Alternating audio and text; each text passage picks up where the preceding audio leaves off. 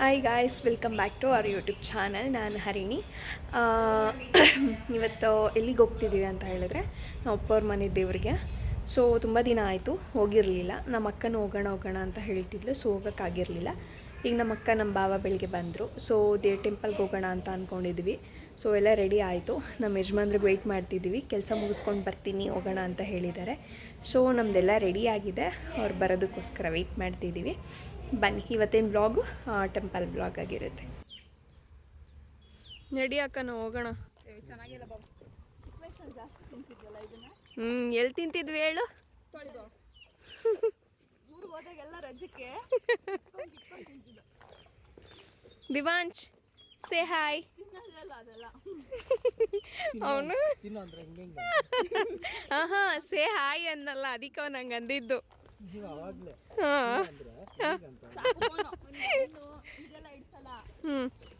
ಕುರುಕ್ ತಿಂಡಿ ಆದ್ರೆ ಹೋಯ್ತದೆ ಒಳಿಕೆ ಮಗಿಗೆ. ಆಮೇಲೆ ಇದು ಇದ್ದಾಗ ಅದೇನೋ ಖಾರ ಬುಂದಿ. ನಮ್ಮ ಮನೆಯವರು ಕೂಡ ಬಂದರು. ಸೊ ಅವ್ರು ಬಂದಮೇಲೆ ನಾವು ಎಲ್ಲರೂ ಹೊರಟ್ವಿ.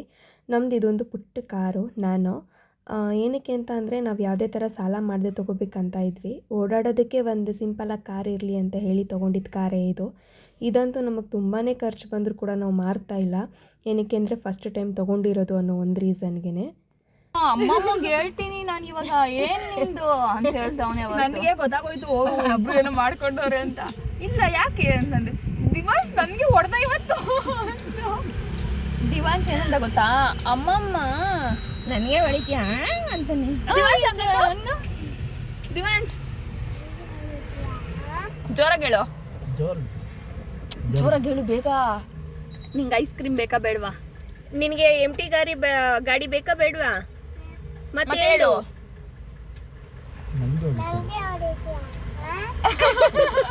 ಅವನು ಇನ್ನೂ ಚೆನ್ನಾಗಿ ಹೇಳ್ತಾನೆ. ಈಗ ಹೇಳೋ ಅಮ್ಮ ನಂಗೆ ಬೈದಕ್ಕೆ ನೀನ್ ಏನಂತ ಬೈದ್ಯಾ? ಹೋಮ್ವರ್ಕ್ ಬರ್ಸೋವಾಗ ನೋಡ್ಬೇಕು, ತುಂಬಾ ಕಮ್ಮಿ ಮಾಡ್ತಾನೆ. ನಾನು ಬರೀತಾ ಇರ್ತಾನ, ಅಳ್ತಾ ಇರ್ತೇನ.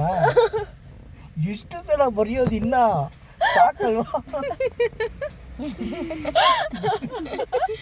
ಅವನಿಗೆ ಬರೀ ಅಂದ್ರೆ ಆಗಲ್ಲ. ಸ್ವಲ್ಪ ಜರ್ಕೊಳ್ರು. ಮೇಕಪ್ ಮಾಡಿ 2 ದಿವಸ ನಾನು ಮೇಕಪ್ ಮಾಡಿ ನಂದು ಸ್ಕಿನ್ ನೋಡಿ ಹೆಂಗಾಗೈತೆ, ಅಲರ್ಜಿ ಥರ ಅಲ್ವಾ? ಮೈಸೂರಲ್ಲಿ ನಮ್ಮ ಅತ್ತೆ ಮಗನ ಮದುವೆ ಇತ್ತು ಅನ್ನೋ ಕಾರಣಕ್ಕೆ ನಾನು ಮೇಕಪ್ ಮಾಡ್ಕೊಂಡಿದ್ವಿ. ನನ್ನ ಸ್ಕಿನ್ ಬಂದು ಸೆನ್ಸಿಟಿವ್ ಇರೋದ್ರಿಂದ ನನಗೆ ಅಡ್ಜಸ್ಟ್ ಆಗದೆ ಆ ಥರ ಅಲರ್ಜಿ ಆಗಿದೆ, ನೋಡೋಕ್ಕಾಗ್ತಿರ್ಲಿಲ್ಲ. ನನ್ಗೆ ಅವ್ನು ಹೊಡಿತಿದ್ನಲ್ಲ ಅವತ್ತೇನಂದ ನಿಂಗೆ ಅವನು?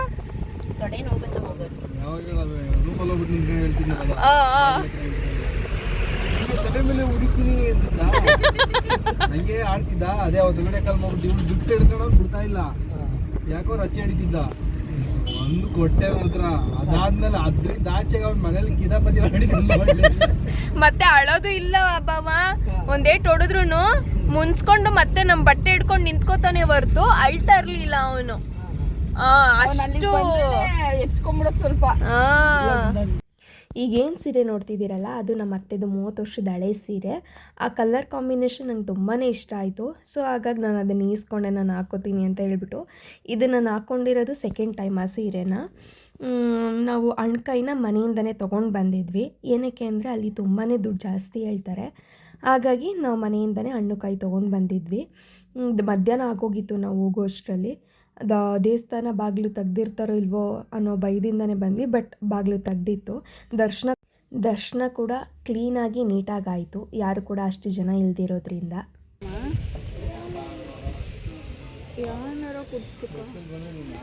ಏನಾರ ಏನು ಬೇಕು? ಹೊಟ್ಟೆ ಹಸಿತೈತಾ? ಇವತ್ತು ಉಪವಾಸ ದಿವಾಂಶ್. ಇನ್ನು 2 days ನಾವು ಊಟ ಮಾಡಂಗಿಲ್ಲ. ಏನು ಮಾಡ್ತೀಯ ಇವಾಗ?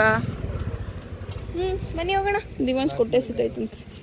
ನೆಕ್ಸ್ಟು ನಾವು ಆಂಜನೇಯನ ದೇವಸ್ಥಾನಕ್ಕೆ ಹೋದ್ವಿ. ಅಲ್ಲೋಗಿ ಪೂಜೆ ಮಾಡಿಸ್ಕೊಂಡು ದರ್ಶನ ಮಾಡಿಕೊಂಡು ಎಲ್ಲರೂ ಕೂಡ ಒಂದೊಂದು ಅಂತ್ರ ಹಾಕಿಸ್ಕೊಂಡ್ವಿ. ನಮ್ಮ ಮನೇಲಿ ಯಾವಾಗಲೇ ಹೋದರೂ ನಮ್ಮಮ್ಮ ಅಂತ್ರ ಹಾಕ್ಸ್ಕೊಂಡೇ ಕರ್ಕೊಂಬರೋದು. ಸೊ ಅಂತ್ರ ಹಾಕ್ಸ್ಕೊಂಡು ಬಂದ್ವಿ. ಈಗ ಲಾಸ್ಟು ಕೋಟೆ ಮಾರಮ್ಮನ ದೇವಸ್ಥಾನಕ್ಕೆ ಮಾಡಿಸ್ಬೇಕು ಗಾಯ್ಸ್. ಇಲ್ಲಿ ಮಾಡಿಸಿದ್ರೆ ಎಲ್ಲ ದೇವ್ರಿಗೂ ಮಾಡಿಸ್ದಂಗಾಗತ್ತೆ. ನಮ್ಮಮ್ಮನೇ ನಮ್ಮಮ್ಮನೇ ಮಾಡ್ಕೊಡ್ಬೇಕು ನಮಗೆ.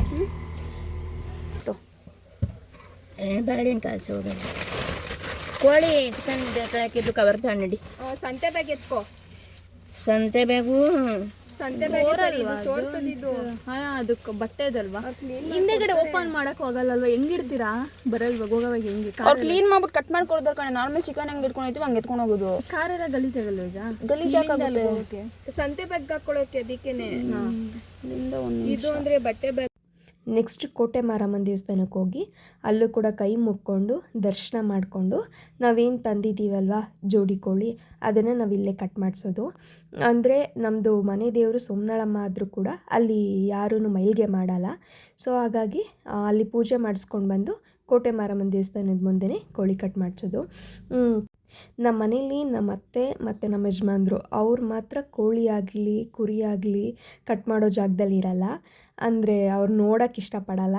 ಹಾಗಾಗಿ ನಾನು ನಮ್ಮ ಭಾವನೆ ಕೋಳಿ ಕಟ್ ಮಾಡಿಸಿದ್ವಿ. ಕೋಳಿ ಕಟ್ ಮಾಡಿಸ್ಕೊಂಡು ಕೊನೆಯದಾಗಿ ನಾವು ದೇವಸ್ಥಾನದ ಮುಂದೆ ಈಡ್ಗಾಯಿ ಹೊಡೆದು ಅಲ್ಲಿಂದ ನಾವು ಮನೆ ಕಡೆ ಹೊರಟ್ವಿ. ಇವನು ಬರೀ ಕುರುಪ್ ತಿಂಡಿ ತಿನ್ನೋಕ್ಕೆ ಬಂದವನು ಅಲ್ಲಿಂದ ಇಲ್ಲಿವರೆಗೂ ಅಲ್ವೇನಾ?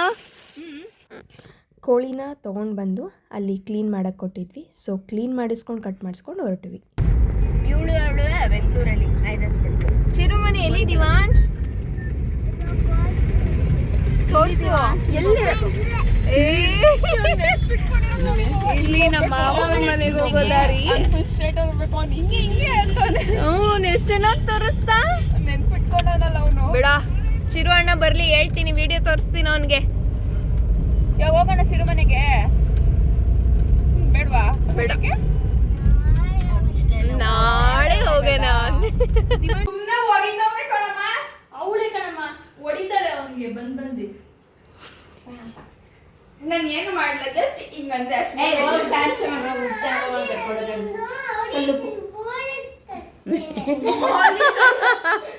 ಪೊಲೀಸ್ನ ಕರೆಸ್ತಾನಂತೆ ನಮ್ಮ ದಿವಾಂಶ್. ಯಾವ ಪೊಲೀಸ್ ಕಳಿಸ್ತೀಯೋ? ನೀನ್ ಯಾವ ಪೊಲೀಸ್ ಕಳಿಸ್ಬೇಡ. ಸೈಲೆಂಟ್ ಆಗಿ ಬಾ. ಕಟ್ಕ ಹೋಗ್ಬಿಟ್ಟು ಹೊಡ್ ಬಂದು ಸಿಗಾ ಹೊಡಿದವನು. ಬರಲ್ಲ ಇವನ್ಗೆ. ಪೊಲೀಸ್ ಕಳಿಸ್ತಾನಂತೆ. ಪೊಲೀಸ ತಲೆ ಹೊಡಿಬೇಡ ಅವನಿಗೆ. ಇಲ್ಲಿ ಹೊಡಿಬೇಕು. ಅಮ್ಮನ್ ಕರಿತೀನಿ ನಾನು ಇವಾಗ. ಖುಷಿ ಖುಷಿ. ಲಾಕ್ ಆಗತ್ಯಾ? ಹಾಗೆ ಹೋಗು. ನನ್ನ ಯಾಕೆ ಆಗತ್ಯಾ? ಬಾತ್ರೂಮ್ ಹೋಗಿ ಲಾಕ್ ಆಗತ್ತೀನಿ. ದಟ್ ಮೀನ್ಸ್ ಹಾಕ್ತೀನಿ ನಿನ್ನ ಅಂತ. ಚಿಕನ್ ನಾವು ಅಲ್ಲೇ ಕಟ್ ಮಾಡಿಸ್ಕೊಂಡು ಕ್ಲೀನ್ ಮಾಡಿಸ್ಕೊಂಡ್ಬಂದಿದ್ವಿ. ಸೊ ನಾನು ಬೆಳಗ್ಗೆ ಹೋಗೋದಕ್ಕೂ ಮುಂಚೆನೇ ಮಸಾಲೆ ಎಲ್ಲ ಅರ್ದಿಕ್ಬಿಟ್ಟು ಹೋಗಿದ್ದೆ. ನಮ್ಮ ಅಕ್ಕ ವಾಪಸ್ ಹೋಗ್ತೀನಿ, ರಿಟರ್ನ್ ಟೈಮ್ ಆಗುತ್ತೆ ಅಂತ ಹೇಳಿದ್ಲು. ಸೊ ಮತ್ತೆ ಟೈಮ್ ಆಗಿಬಿಡುತ್ತೆ ಅಂತ ಹೇಳಿಬಿಟ್ಟು ಮಸಾಲೆನೆಲ್ಲ ನಾನು ಬಿಟ್ಬಿಟ್ಟು ಹೋಗಿದ್ವಿ. ಸೊ ಇವಾಗ ಮಾಡೋಣ ಅಂತ ಹೇಳಿ ಒಗ್ಗರಣೆಗೆ ಹಾಕ್ತಾಯಿದ್ದೀನಿ. ನಮ್ಮ ಅಕ್ಕನಿಗೆ ನಾನು ಮಾಡೋ ಸಾರು ಅಂದರೆ ತುಂಬ ಇಷ್ಟ. ಅದಲ್ವೇ? ಹೌದು, ನೀನು ಮಾಡೋದೇ ಇಷ್ಟ. ನಾನು ಮಾಡೋದೇ ಇಷ್ಟ ಅಂತೆ ಅವಳಿಗೆ. ಸೊ ಅದಕ್ಕೆ ನಾನೇ ಮಾಡ್ತಾಯಿದ್ದೀನಿ. ನಮ್ಮ ಚಿಂಟು ಎಷ್ಟು ಚಿಕ್ಕವನಿದ್ದ, ದೊಡ್ಡವನಾಗ್ಬಿಟ್ಟವನೇ ನಮ್ಮ ಚಿಂಟು.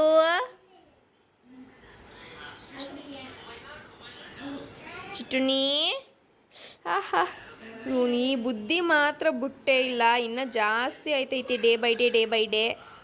ನಾವು ಕೈಯಲ್ಲಿ ಹೊಡೆದಿರ್ತೀವಿ, ಆ ಕೈಗೆ ಬಂದು ಅವ್ನು ಕಚ್ಚಬೇಕು. ಸಮಾಧಾನ ಆಗೋಲ್ಲ ಇಲ್ಲ ಅಂದ್ರೆ ಅವನಿಗೆ.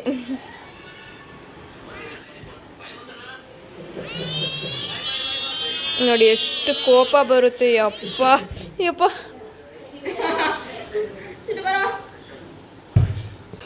ಕಿವಿ ಮತ್ತು ಎರಡು ನೆಟ್ಕಾಗೋಯ್ತು ಕೋಪ ಬಂದಾಗ.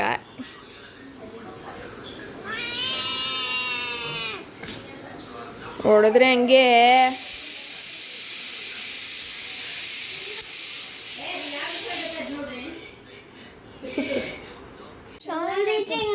ಒಂದ್ ತಿಂಗಳು ಹೆಂಗ್ ಕೊಟ್ಟಿದ್ದೀನಿ ಗೊತ್ತು ತಾನೆ?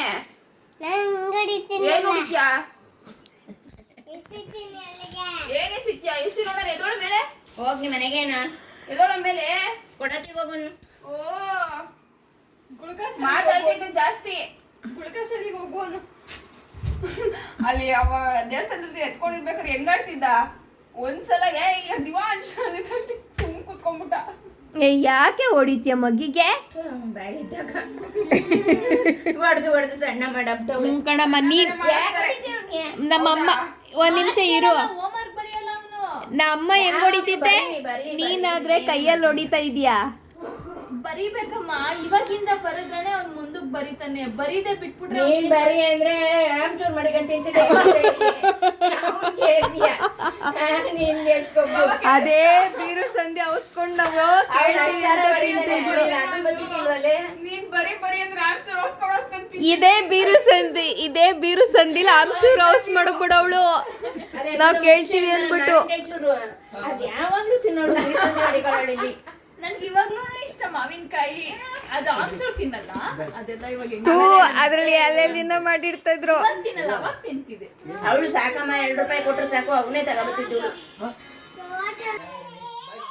ಓಕೆ ಬಾಯ್ ಬಾಯ್ ಬಾಯ್. ಆದ್ಯ ಹೇಳು ಅಣ್ಣಂಗೆ ಹೋಗ್ಬೇಡ ಅನ್ನೋ. ಹೋಗ್ಬೇಡ ಎಷ್ಟು ಚೆನ್ನಾಗಿ ಅಂದ್ಲ ಅವಳು. ಕರ್ಕೊಂಡೋಗಿ ಏನ್ ರೆಡಿ ಆಗೋಳು. ಕೊಡಿಲಿ ಇದನ್ನ ಆಮೇಲೆ ಬಂದು ಎತ್ಕೋಕೆನಾ? ಬಿಟ್ಟು ಬರೋದಪ್ಪ ಅವನು. ಅವಳನ್ನ ಎಡ್ಕೊಂಬರಲ್ಲ, ನೀವು ಎತ್ಕೊಂಬರ್ಬೇಕು. ಓಕೆ ಸರಿ ಬಾ, ಓದೇಟ್ಗೆ ಫೋನ್ ಮಾಡಿ. ನಮ್ಮ ಅಕ್ಕ ನಮ್ಮ ಭಾವಂಗೆ ನೆಕ್ಸ್ಟ್ ಡೇ ಕೆಲಸ ಇರೋದ್ರಿಂದ ಅವ್ರು ಇರಲಿಲ್ಲ. ಒಂದು 7 ಗಂಟೆ 7:30 ಅಷ್ಟರಲ್ಲೆಲ್ಲ ಮನೆ ಬಿಟ್ಟರು. ಅಡುಗೆ ಮಾಡಿದ್ದೆ, ಸೊ ಊಟ ಮಾಡಿಕೊಂಡು ಅವ್ರ ಮನೆ ಬಿಟ್ಟರು. ನಮ್ಮ ದಿವಾನ್ಶ್ ಇರೋಣ ಅಂತಿದ್ದ, ಬಟ್ ಅವ್ರ ಅಪ್ಪ ಅಮ್ಮ ಇಬ್ರಿಗೂ ಕೂಡ ಕೆಲಸ ಇರೋದ್ರಿಂದ ಅವ್ರು ಹೋಗಲೇಬೇಕು ಅಂತ ಹೇಳಿಬಿಟ್ಟು ಹೊರಟ್ರು. ಅಂದರೆ ನೆಕ್ಸ್ಟ್ ವೀಕ್ ಬರ್ತೀವಿ ಅಂತ ಅಂದ್ಬಿಟ್ಟು. ಸೊ ಇದಾಗಿತ್ತು ಇವತ್ತಿನ ದೇವಸ್ಥಾನದ ವ್ಲಾಗು. ನಿಮಗೇನಾದರೂ ಈ ವಿಡಿಯೋ ಇಷ್ಟ ಆಗಿದ್ದರೆ ದಯವಿಟ್ಟು ಲೈಕ್ ಆ್ಯಂಡ್ ಶೇರ್ ಕಮೆಂಟ್ ಮಾಡಿ ಸಬ್ಸ್ಕ್ರೈಬ್ ಮಾಡ್ಕೊಳ್ಳೋದು ಮಾತ್ರ ಮರಿಬೇಡಿ. Thank you.